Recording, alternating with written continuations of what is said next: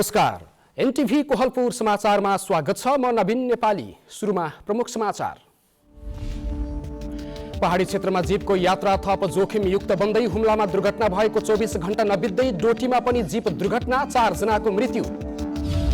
नेपालमा आज 1096 जनामा कोरोना संक्रमण पुष्टि, थप 17 जनाको मृत्यु, 1752 जना कोरोना मुक्त।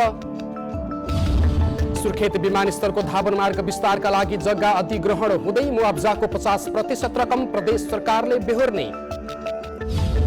अफगानिस्तानको दक्षिणी कन्दहार प्रान्तमा सैनिक कारबाहीमा 18 तालिबानी लडाकुको मृत्यु, ठूलो मात्रामा हतियार समेत बरामद।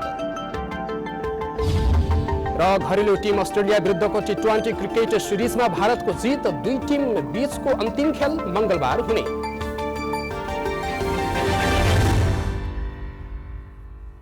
समाचार अब विस्तारमा। हुम्लाको सिमकोटमा जीप दुर्घटना भएर 4 जनाको मृत्यु भएको 24 घण्टा नबित्दै डोटीमा फेरि जीप दुर्घटना भएको छ। डोटीको बोक्टान फुटसिल गाउँपालिका 7 चौवरा चौतारामा भएको जीप दुर्घटनामा परि मृत्यु हुनेको संख्या 4 पुगेको छ। दुर्घटनामा परि गम्भीर घाइते भएका 3 वर्षीय बालक मुकुन्द अधिकारीको उपचारका लागि दिपायल लैजाँदै गर्दा बाटोमै मृत्यु भएको प्रहरीले जनाएको छ। दुर्घटनामा परि मृत्यु हुनेमा बोक्टन फुटसिल गाउँपालिका 7 का वडा सचिव बैतडी सूर्य नयाँ गाउँपालिका 6 मूल खटालीका 28 वर्षीय मन्जु त्रिपाठी, उनको सासू 61 वर्षीय डम्बरी अवस्थी, केहाई सिंह नगर गाउँपालिका 4 का ग्रामीण जलस्रोत व्यवस्थापन परियोजनामा कार्यरत 40 वर्षीय हरिनारायण भट्ट रहेका छन्। दुर्घटनामा घाइते हुनेको संख्या 4 रहेको छ। दुर्घटनामा परि घाइते भएकाहरूको टाउको र ढाडमा गम्भीर चोट लागेको प्रहरीले बताएको छ। जीप सडकबाट करिब 200 मिटर तल खसेको प्रहरीले बताएको छ।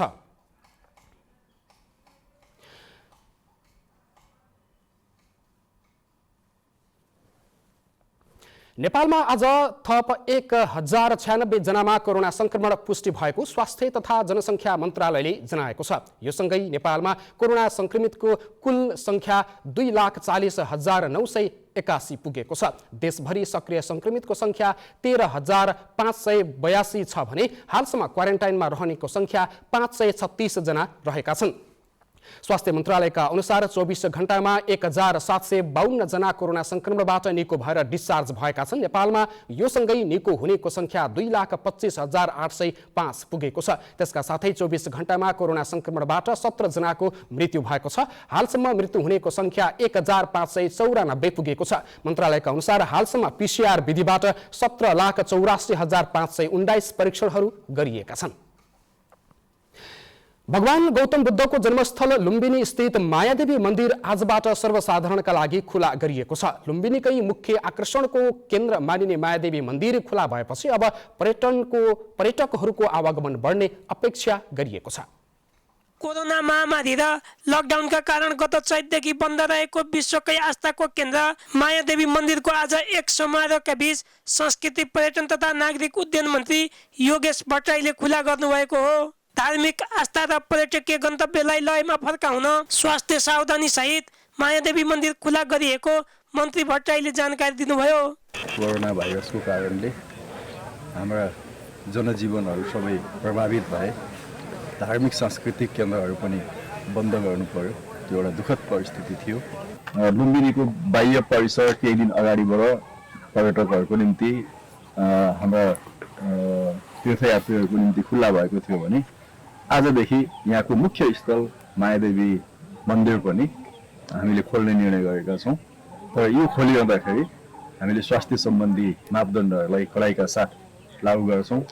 हरेक मानिसहरूले मायादेवी मन्दिरभित्र, यो लुम्बिनीभित्र आउँदा अनिवार्य मास्क प्रयोग गर्नुपर्छ, सेनिटाइज हुनुपर्छ।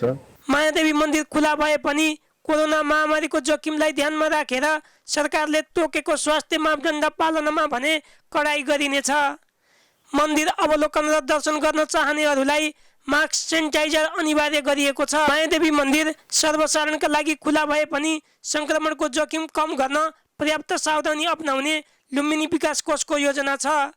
मन्दिर खुला भएपछि अब लुम्बिनीमा बौद्ध मार्गी तथा पर्यटक वृद्धि हुने लुम्बिनी विकास कोषले जनाएको छ।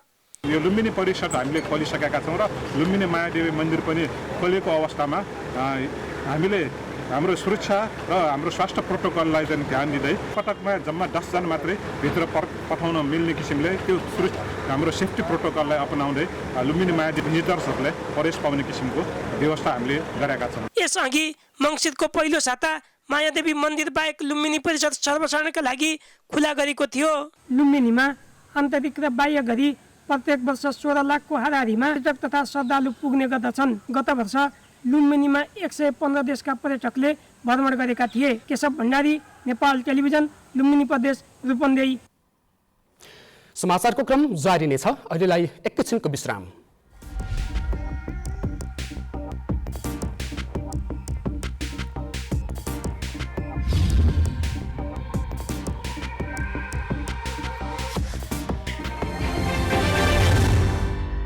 लामो समयसम्म हामी बन्दाबन्दी वा चाहिँ निषेधाज्ञा लागू गरेर चाहिँ सङ्क्रमण दरलाई नियन्त्रण गर्ने बाटोमा अगाडि बढ्न सक्ने अवस्था रहँदैन।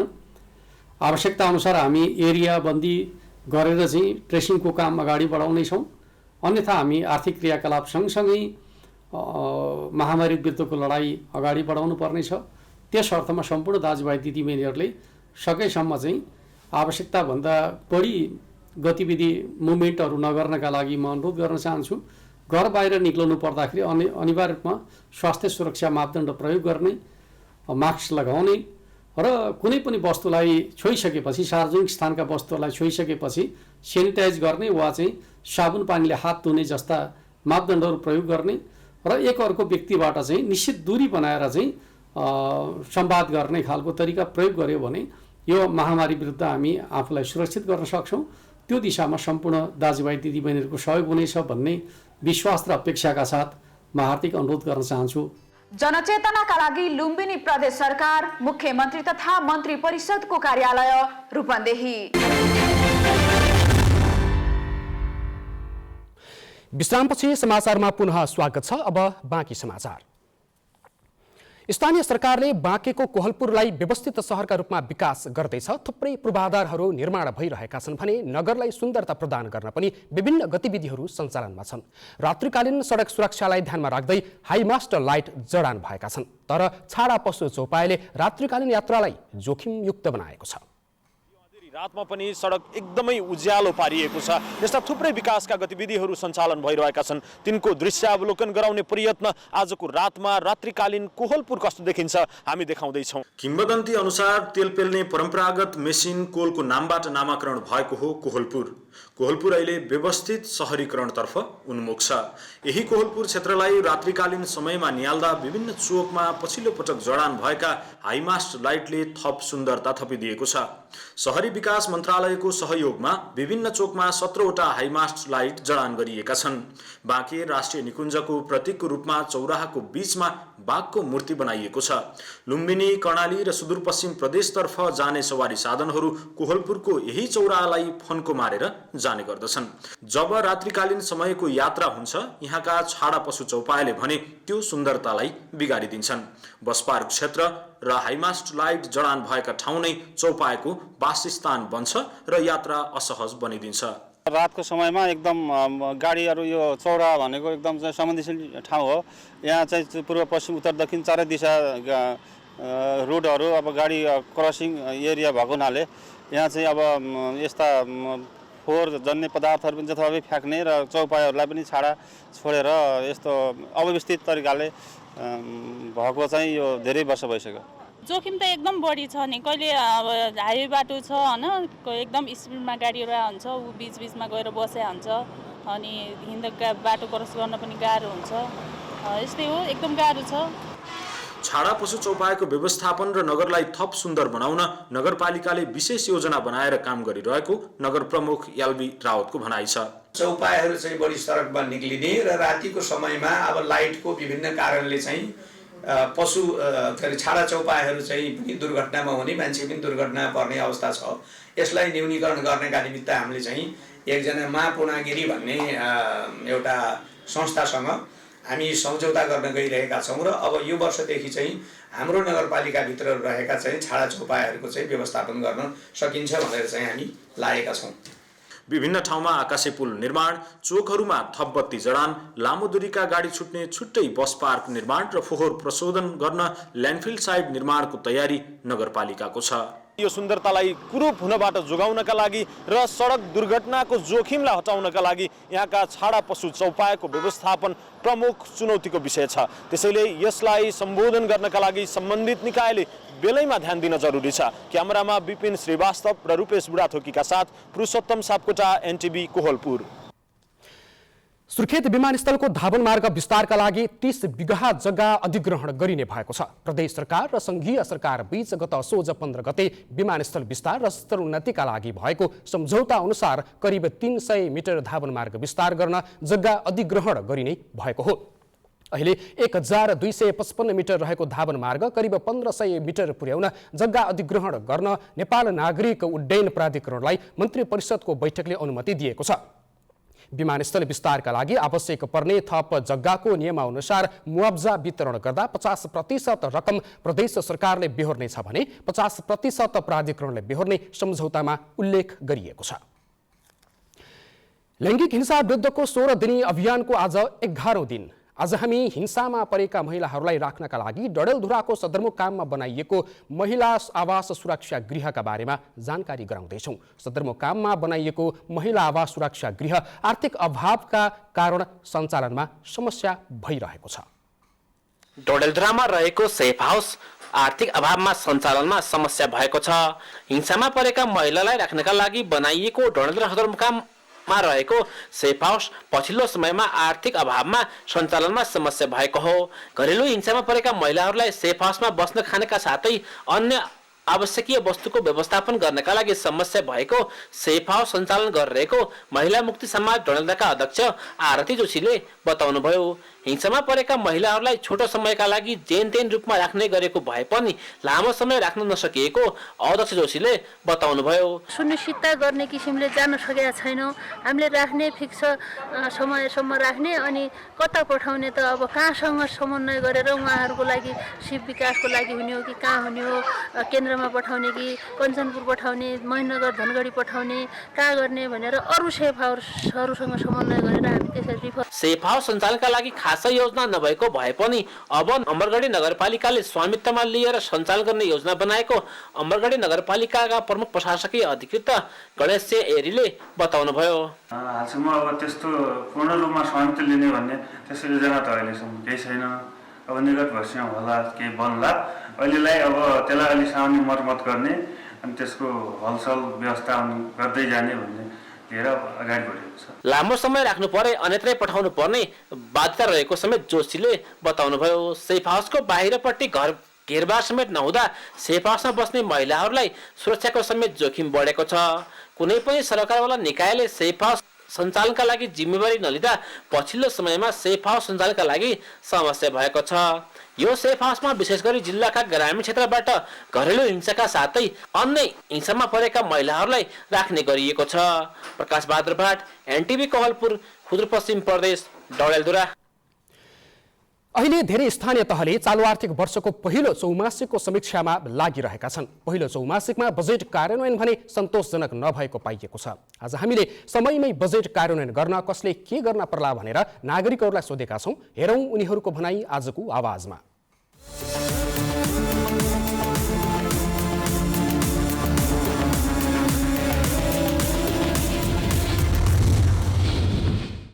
आवश्यकता अनुसारको विकास भन्दा अनुकूलताको विकास गर्ने कार्यक्रमहरू बढी ल्याइने गरेको कारण चाहिँ के अरे अहिले बजेटहरू चाहिँ के अरे फ्रिज हुने, बजेटहरू चाहिँ के अरे आर्थिक विकासले चाहिँ के अरे लक्ष्य प्राप्ति नगर्ने कार्यहरू भइरहेको हामीले देखिरहेका छौँ। धेरै चाहिँ के अरे समीक्षा र चाहिँ के अरे छलफल बहसबाट कार्यक्रमहरू अगाडि बढाइयो भने आर्थिक समृद्धिको लक्ष्य चाहिँ के अरे तय गर्न सकिएला। अन्यथा यो यस्तै ढङ्गले चाहिँ के अरे अनियमित हुने, भ्रष्टाचार हुने, नीतिगत रूपमा चाहिँ के अरे कमजोरीहरू रहिरहने परिस्थिति रहन्छ। नागरिक समाज सचेत हुनु पर्यो। जुन टोलमा चाहिने बाटो बनाएको छ त्यहाँको टोलको चाहिने स्थानीय बासिन्दाहरू पनि सचेत हुनु पर्यो। गुणस्तरको काम भइरहेको छ छैन त्यो पनि सचेत हुनु पर्यो। र हामीले गरेको काम हाम्रै समाजको लागि, हामीहरूकै ठाउँको लागि भनेर चाहिँ नि सरकारवाला निर्माण कम्पनीहरू पनि उनीहरू पनि सचेत हुनु पर्यो। त्यसो गर्यो भने सबै सचेत भयो भने छिटो चाहिँ नि र गुणस्तरीय काम होला जस्तो लाग्छ। जुन नेतृत्वमा बसेकाहरू चाहिँ अलि जिम्मेवार नहुनु नै मुख्य कारण हो जस्तो लाग्छ। जुन जिम्मेवार निकाय हुन्, जिम्मेवार व्यक्तिहरू हुन्, तिनीहरूले चाहिँ कहाँ कति कसरी चाहिँ यो खर्च गर्नुपर्ने हो र कुन शीर्षकमा आएको खर्च कति छ भन्ने कुरा चाहिँ पहिले सचेत हुनुपर्ने हो। यहाँ त कस्तो छ भने जब आर्थिक वर्ष सिद्धिन थाल्छ अनि त्यस पछाडि मात्रै कुन शीर्षकको कुन चाहिँ बल्ल खोजी नीति हुन्छ। सबभन्दा ठुलो चाहिँ जनचेतना नै हो, सचेत हुनु जरुरी छ, नेतृत्व अलि जिम्मेवार हुनु जरुरी छ र त्यो मूल्याङ्कन गर्ने निकाय जुन छ नि, अनुगमन गर्ने निकाय चाहिँ अलिकति कमजोर जस्तो लाग्छ। विनियोजित बजेट समयमा सम्पन्न हुनका निम्ति खास गरी नगरपालिका जनप्रतिनिधिहरू र कर्मचारीहरूले गम्भीरतापूर्वक ध्यान दिनुपर्छ। एक आपसमा कोअर्डिनेसनको पनि समस्या छ। योजना शाखा, प्राविधिक शाखा र आर्थिक लेखा शाखा कोअर्डिनेसनको समस्या छ, किनभने एकले अर्काले टेक्स्ट बार्ने काम भइरहेको छ। योजना शाखामा समयमा योजना सिफारिस हुनन्, अनुगमन हुनन् भन्ने कुरा त्यहाँ आइरहेछ भने प्राविधिकले समयमा एस्टिमेट बनाइदिने, समयमा त्यसको एस्टिमेट बनाएर कार्यान्वयनका निम्ति टेन्डर प्रक्रिया अगाडि बढाइदिने, त्यो समस्या प्राविधिक शाखामा पनि छ। त्यसैले यो एक आपसमा कोअर्डिनेसन गरेर जाने हो भने विनियोजित बजेट समयमा सम्पन्न गर्न सकिन्छ। यसले त हाम्रो कोभिडको कारणले विभिन्न कार्यक्रमहरू अहिले रोकेको अवस्था त त्यो स्वाभाविक नै हो। तर यो कार्यक्रमको नीति जुन आउँछ नि, हाम्रो त्यो नीतिले बजेट भनेकै अब हाम्रो चैत वैशाखमा विनियोजन हुने र त्यसपछि हाम्रो बर्खायाम लागेको हुँदाखेरि सुरुवाती कार्यक्रम नै बर्खामै लागू हुने गर्दाखेरि यो धेरै बजेटहरू फ्रिज भएको र बनेका योजनाहरू पनि अलिकति समापन त हुने तर त्यो चाहिँ उपलब्धिमूलक चाहिँ नभएको चाहिँ आभास गर्छ।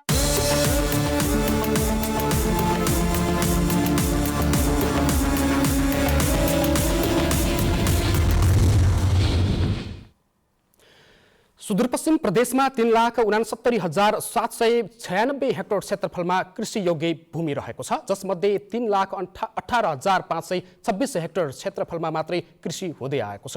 तर हरेक वर्ष माटोको संरक्षण नहुँदा उर्वर शक्ति ह्रास हुँदै गइरहेको कृषि विज्ञहरूले बताएका छन्। सुदूरपश्चिम प्रदेशमा धान र गहुँ गरी 3,18,000 हेक्टर क्षेत्रफलमा कृषि खेती हुँदै आएको छ।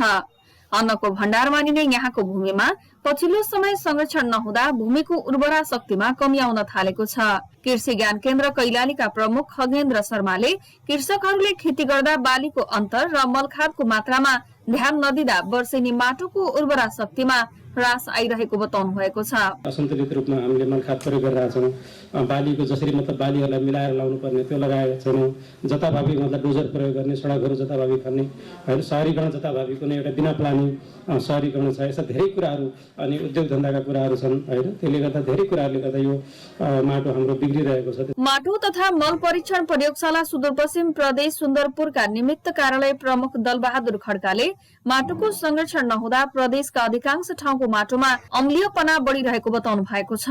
माटोले नै मानिसलाई आवश्यक खाद्यान्न उत्पादन गरेर दिने भन्दै उहाँले सबै किसानले खेती गर्दा माटोको ख्याल गर्नुपर्ने बताउनु भएको छ। माटोलाई भोग लाग्छ कि तिर्खा लाग्छ के लाग्छ भन्ने हामीले थाहै हुँदैन, तर माटोलाई भोग लाग्छ, तिर्खा लाग्छ, रोग लाग्छ, तर हामीहरू थाहा पाउँदैनौँ। सुदूरपश्चिम प्रदेशमा अहिले किसानहरू प्राङ्गारिक भन्दा रासायनिक मलको बढी प्रयोग गर्न थालेका छन्। अहिले केही बढी उत्पादन भए पनि त्यसको दीर्घकालीन असर र स्वास्थ्यमा नराम्रो असर पर्ने भएकोले सबैले प्राङ्गारिक मलको प्रयोगमा बढावा दिनुपर्ने कृषि निर्देशनालय डोटीका प्रमुख यज्ञराज जोशीको भनाइ छ। थुप्रै माटोहरू हाम्रो बिग्रिने अवस्थामा छ र यसको मूलभूत कारण के हो भन्दाखेरि मलाई थाहा छ कि म बच्चा हुँदाखेरि हाम्रै घरमा 100-100 गाईहरूका गोठहरू थिए, त्यस्तै मेरो पडोसीमा थिए, होइन। आज ती गोठहरू सबै सिद्धिसकेको अवस्था छ र किसानहरू र आधुनिकीकरणको कारणले गर्दाखेरि अन्यमा त आधुनिकीकरण भयो, तर खेतीपातीमा पनि धेरै आधुनिकीकरण हुँदाखेरि यसको विकराल विकृतिहरू देखिएको छ। कृषि विज्ञहरूको अनुसार खेतीको बेला गर्ने अत्यधिक विषादीको प्रयोगले पनि उत्पादनशील विशेषतायुक्त माटोको क्षमतामा ह्रास आउन थालेको हो। यदि अहिले नै माटोको बारेमा सोचिएन भने भोलि खाद्यान्न संकटको सामना गर्नुपर्ने चिन्ता उहाँहरूको रहेको छ। निर्मला खडायत, एनटिभी कोहलपुर, सुदूरपश्चिम प्रदेश, कैलाली। समाचारको क्रम जारी नै छ, एकैछिनको विश्राम।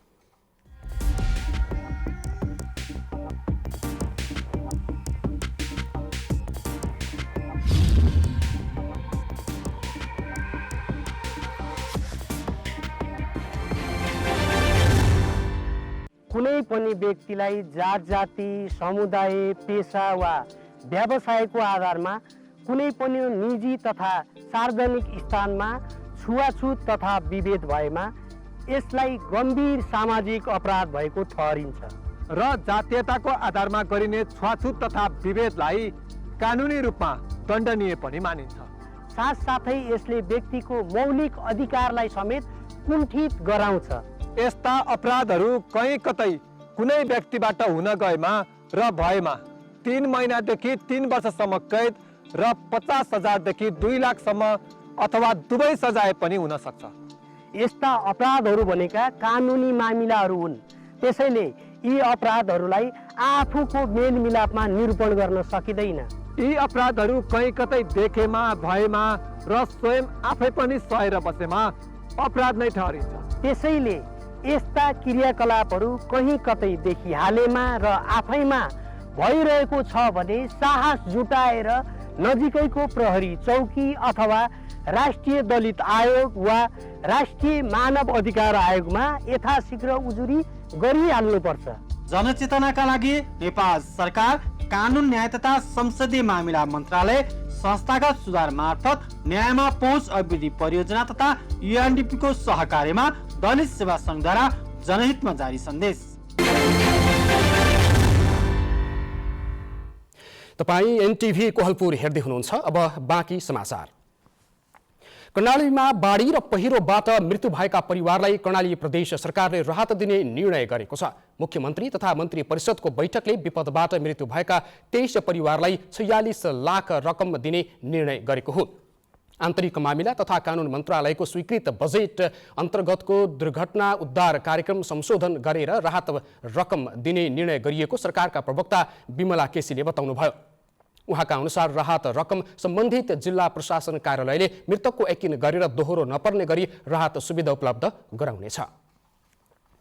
बाँकेको राप्ती सुनारी गाउँपालिकामा स्थानीय कानुन तर्जुमा तथा सभा सञ्चालन सिकाइ अभ्यास कार्यशाला सकिएको छ। गाउँपालिका राष्ट्रिय महासङ्घका सचिवालय सदस्य तथा खजुरा गाउँपालिकाका अध्यक्ष किस्मत कुमार कक्षपतिले सङ्घीय संरचना अन्तर्गत पाएको राजनीतिक प्रशासनिक र वित्तीय अधिकारहरू उपयोगका लागि कानुनको आवश्यकता पर्ने बताउनुभयो। राप्ती सुनारी गाउँपालिकाका अध्यक्ष लाहुराम थारूले यस्तो सिकाइ कार्यशाला स्थानीय सरकार सञ्चालनको सुरुवाती चरणमै गरिनुपर्ने बताउँदै ढिलो भए पनि यो कार्यक्रम आयोजना भएकोमा खुसी व्यक्त गर्नुभयो। कार्यशालामा सङ्घले स्थानीय तहलाई दिएको 22 वटा एकल अधिकार र अन्य साझा अधिकार कसरी स्थानीय तहले उपयोग गर्ने विषयमा अधिवक्ता प्रेम दितालले सहजीकरण गर्नुभएको थियो। अब अन्तर्राष्ट्रिय समाचार।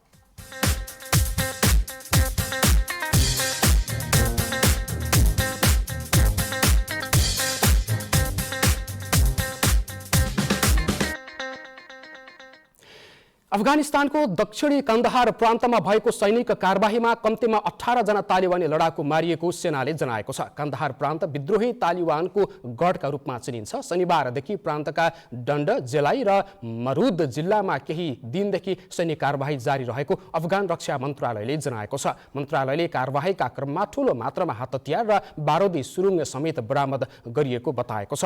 तालिबान विद्रोहीहरूले उक्त घटनाका बारेमा केही बताउन चाहेका छैनन्। अब आर्थिक समाचार।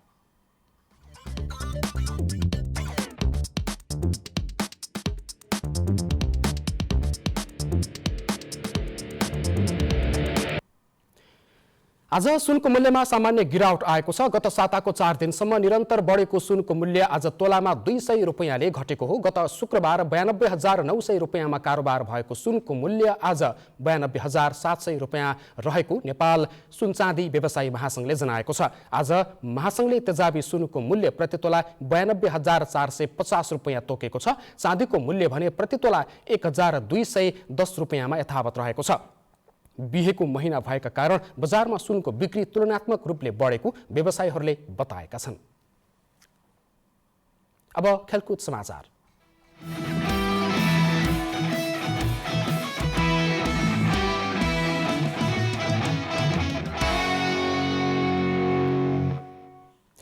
भारतले घरेलु टिम अस्ट्रेलिया विरुद्ध T20 क्रिकेट सिरिज जितेको छ। सिडनीमा आज भएको दोस्रो खेलमा अस्ट्रेलियालाई 6 विकेटले पराजित गर्दै भारतले 3 खेलको सिरिज आफ्नो बनाएको हो।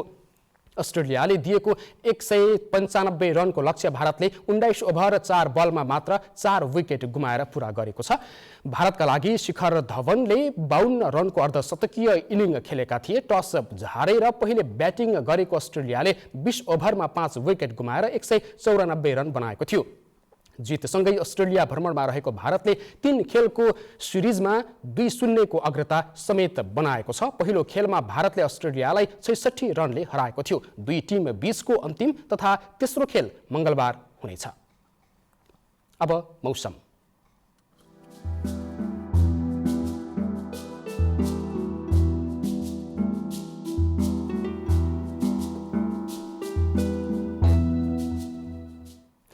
हाल देशका पहाडी भूभागहरूमा आंशिकदेखि सामान्य बदली रहेको छ र बाँकी स्थानहरूमा मौसम सामान्यतया सफा रहेको छ। आज राति पनि उच्च पहाडी तथा हिमाली भूभागका 1-2 स्थानमा हल्का हिमपातको सम्भावना हुनका साथै पूर्वी प्रदेशका केही स्थानहरूमा हल्का वर्षाको सम्भावना रहेको मौसम पूर्वानुमान महाशाखाले जनाएको छ। अब मौसम सम्बन्धी थप विवरण।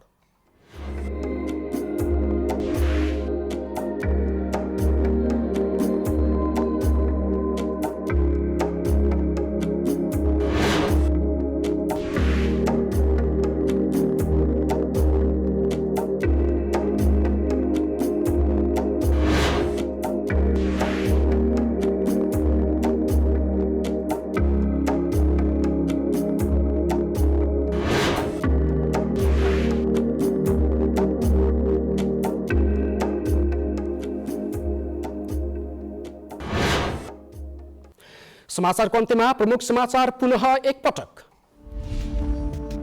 पहाडी क्षेत्रमा जीवको यात्रा थप जोखिमयुक्त बन्दै हुम्लामा दुर्घटना भएको 24 घण्टा नबित्दै डोटीमा पनि जीव दुर्घटना, 4 जनाको मृत्यु।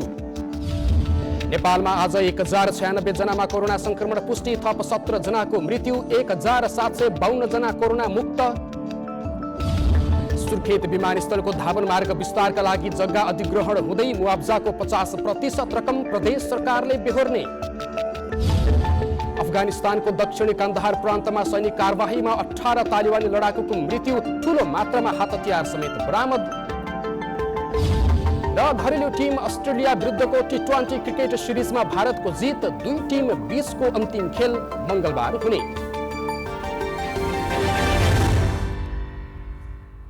अवस्था अहिलेलाई समाचारको सिलसिला यति नै। बिदा दिनुहोस्। नमस्कार।